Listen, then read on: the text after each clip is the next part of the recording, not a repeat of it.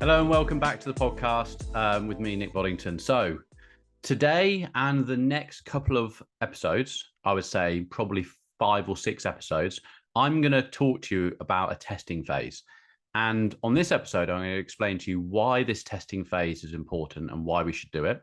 And then in the next couple of episodes, it's going to be nice short snippets of how you put this testing phase into order. And it is going to change the way you run your ads. So why do we have a testing phase like this? Okay, so it's a testing phase that is usually used for scaling accounts. So when you're working with big budgets, what you'll find is you're spending more on an ad per day. And let's say you've got a client. So I've got a client that wants to spend 100,000 a month. Now, if they can make their return on 100,000 a month, they want to spend 200,000 a month. So we have to think, when you're in a position like that, think completely differently about how you process your ads, how you test your ads, find winning formulas, etc., etc. And what I've been working on the past few months is how I can use this scaling structure and bring it into smaller accounts. So I've been testing with a few other clients and things like this, and it has completely changed the way they take their ads to market, essentially. So we always talk about the top of funnel, the middle of funnel, and the bottom of funnel. This is kind of a top of funnel. So this is before we even take something to top of funnel, we've already tested it at a cheap rate to find out what is working, opposed to assuming what's working, and opposed to, yep, you're going to hear it here first, using dynamic creative. Now, there always is a place for dynamic creative, depending on what you're doing. And obviously, from this podcast, I'm hoping to educate you enough that you can make these decisions on your own as to what you think is going to work best. But on this particular podcast and through the next ones, I'm going to take you into this way of testing. Now, I know this is a podcast, so I'm going to explain it easily over the coming episodes so that you can go into your ads manager and you can do it yourself. So let's get into it. So why do we need a testing process?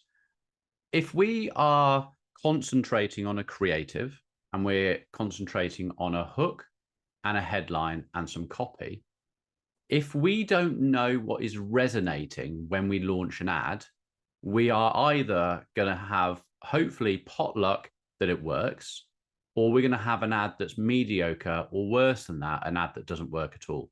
And when I look at clients and people that come to me and they haven't done any sort of testing, and they're not even using, at least dynamic creative allows Facebook to have different text copy and different headlines and different images, so it can put the right thing in front of the right person.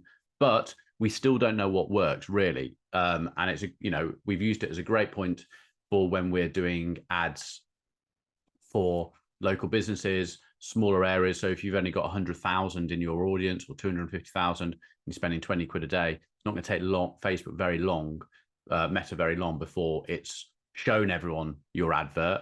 May have not got a good engagement. Your frequency starts going up, your CPM start going up, your ad costs start going up, your leads were 5 quid, they're now 15.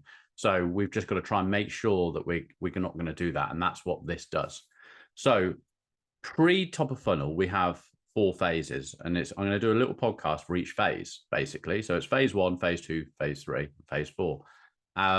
Phase 1 is going to be our hooks. Phase 2 is going to be our headlines.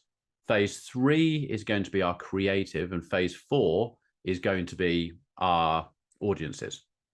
Now, as we're going through these, you might choose that you might decide that you don't want to use you've got some ads that really work for creative already and your audience works already, but we're going to do them anyway. But 1 and 2 are really important.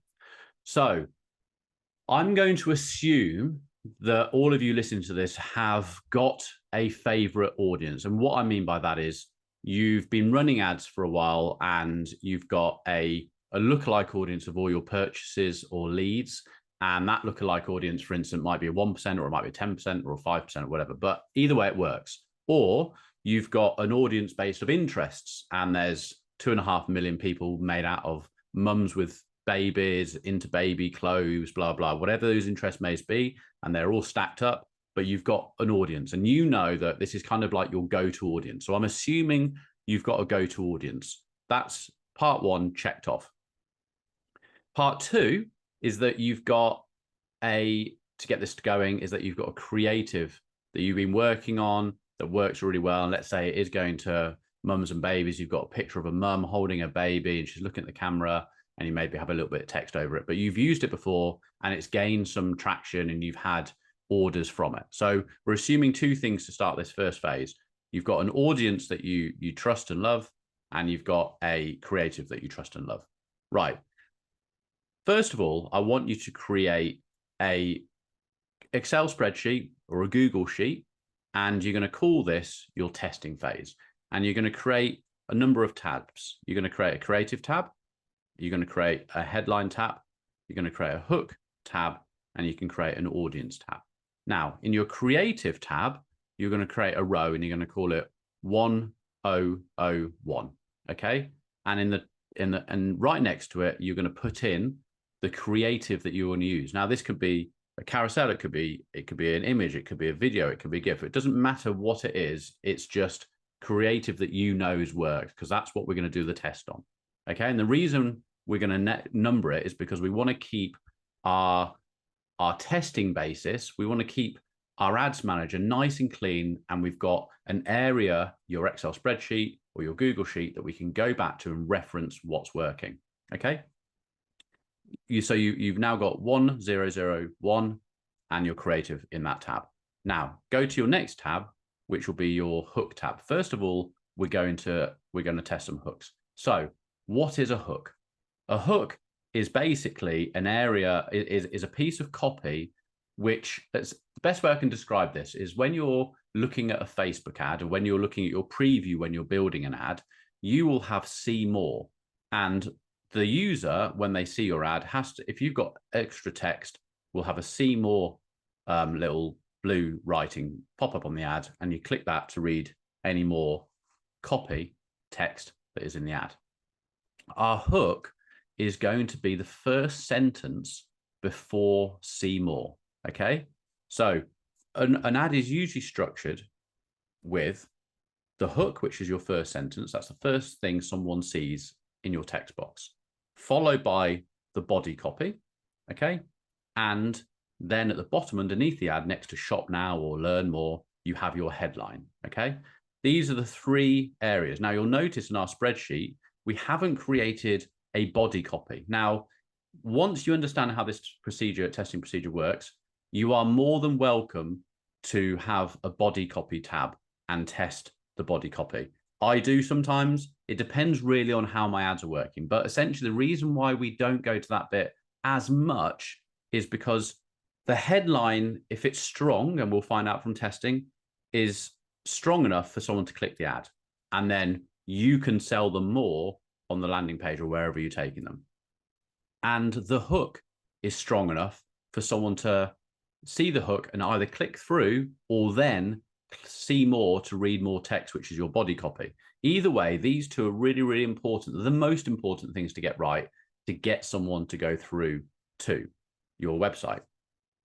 Once we've tested the headlines, another part, which will be our creative testing, will be overlaying the winning copy onto the image or the video as a thumbnail, so that we know that some headline is working really well. It might be a nice short headline for 50% off our product, limited time only. We might know that might say to us that's getting an amazing click-through rate. So we're going to put that on top of our image as a text overlay. Okay. So essentially what we're doing through this test is we're creating, through a formula of calling each creative a number, calling each headline a number, each hook a number, each copy, body copy, if you're going to use it, a number, and we'll create a bit of a formula.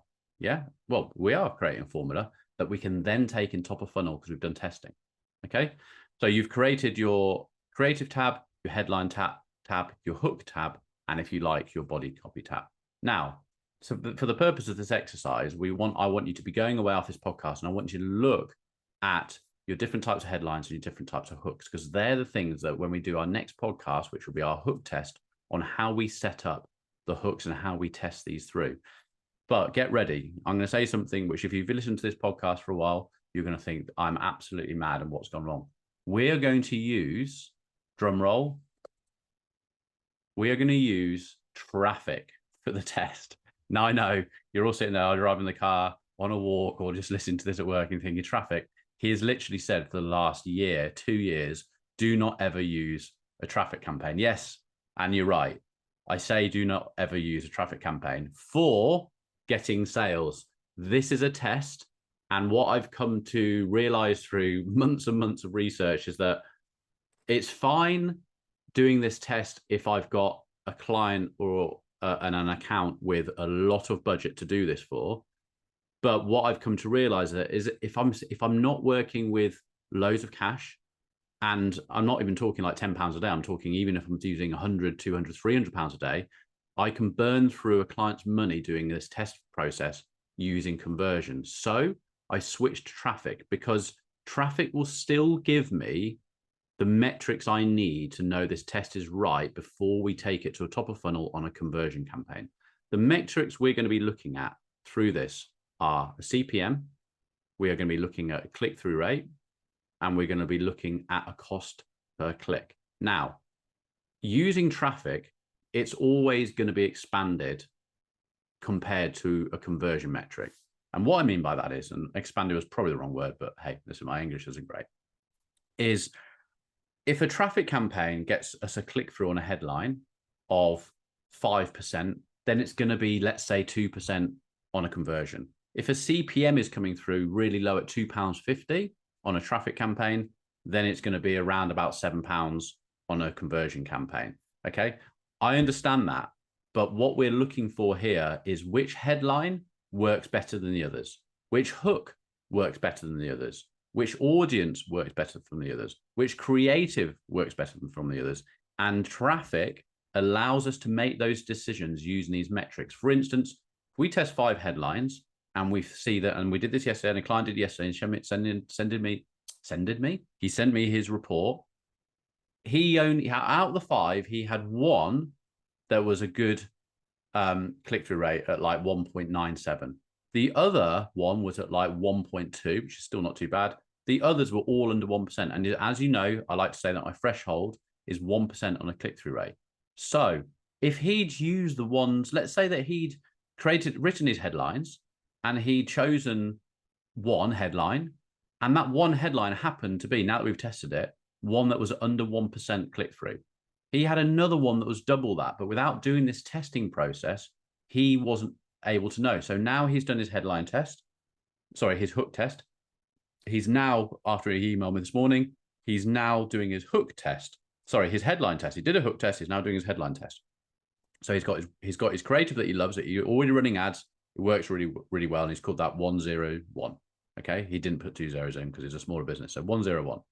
Now he's got his hook, which I think it was number 4. So 1, 2, 3, 4, 5 hooks, and number 4 came through. So now he's got his 101 in creative. He's got his number 4 hook, and now he's about to test his headline, which might come out at number 2.